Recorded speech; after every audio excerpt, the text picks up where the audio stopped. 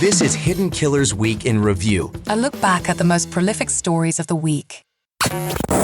This is the Hidden Killers podcast with Tony Brueski. With licensed psychologist and guest John Delatorre. Where do we go from here? Richard Allen's attorneys stepping aside, likely not necessarily by choice, in the Delphi murder case. This is one that we've been watching very closely, and one where you look at the man just alone, take all the Odinistic ideas and claims that the original set of defense attorneys brought out. There isn't a very strong case against this man, but hey, all that's been thrown out. But now the attorneys are gone too. Where do we go from here? And this man himself, what I look at, you see the deterioration physically on him from the day he was arrested to where he is now, spending all this time in solitary confinement in a prison. This is a man that's innocent until proven guilty, normally would be in the county jail. For perspective, Brian Koberger's eating vegan meals, has access to television and internet. This man in solitary confinement with very little evidence against him. Let's start there. What's going on with someone when they're in that sort of a mental state, when they've gone from normal life every day to suddenly now, oh my gosh, you are not going to be able to see society, and you're there for that long? There is not a lot, but there's a considerable amount of research that suggests the psychological detriments of being in solitary confinement just at any point, whether it's pre-adjudication or post-adjudication. Solitary confinement can really break a person. And it's designed that way.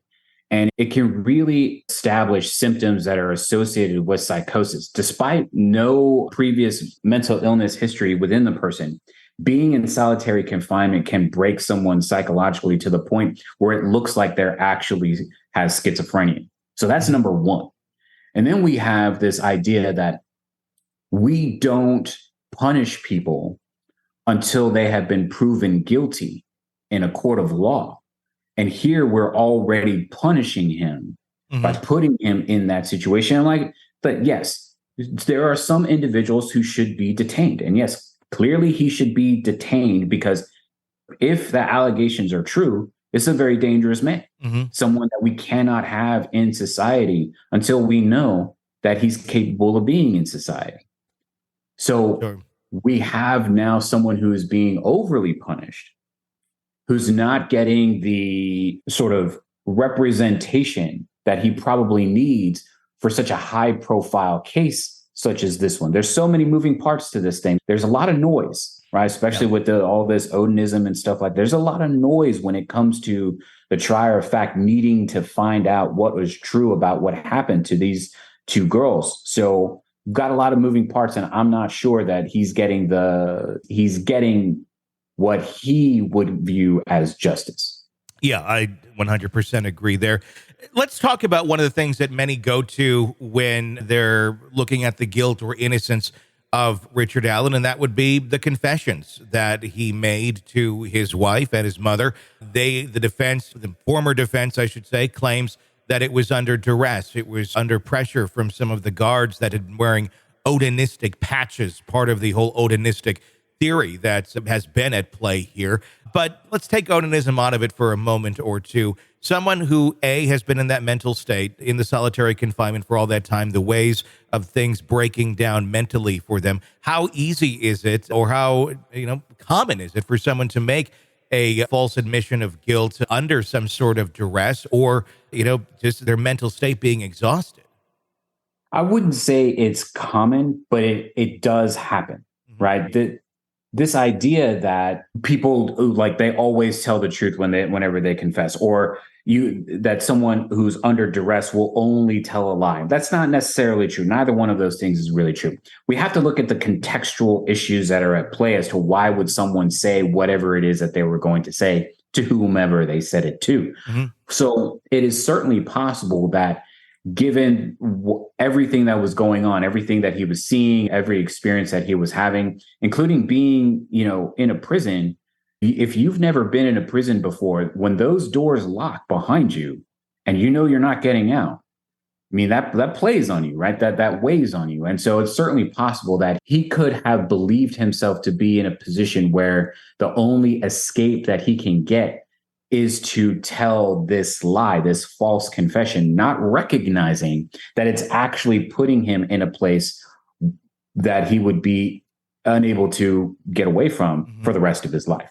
Yeah, and that's the scary part with all of this. When we look ahead, I'm going to have you put on a totally different cap. I know you're not an attorney, but if you were representing or you had some sort of role in consulting with the new attorneys once they're assigned to Richard Allen, would you want them to continue going down this odinistic route, or is it kind of a dead end and too fantastical for a jury to believe, almost pushing them more towards guilt than innocence? Does it hurt him more than it helps him? Yeah, I think the real problem is that no one's really heard of this until recently. And it's going to then require massive education from experts to go on the stand to try to teach a jury about what has been going on when it comes to Odinism and its new relation to white supremacy. So I think it ends up being too much. You really kind of want your case theme to be easily understood and a story that makes logical sense within the mind of the juror. Yeah. And by going this route, this fantastical route, I think you might alienate too many of them, because all you need is one. Yeah. All you need is one. And so I think it might be too much to go that route. Are there other defenses? I'm sure there are, but I don't know that I would consult with the attorneys and say that the Odinism route was the way to go. Sick of the ads? We are too. Start listening with no commercials now and get access to all of our episodes in advance of everyone else. Become a True Crime Today Premium Plus subscriber on Apple Podcasts. Search True Crime Today Premium Plus on Apple Podcasts or go to our podcast page and sign up now. True Crime Today Premium Plus. Sign up now.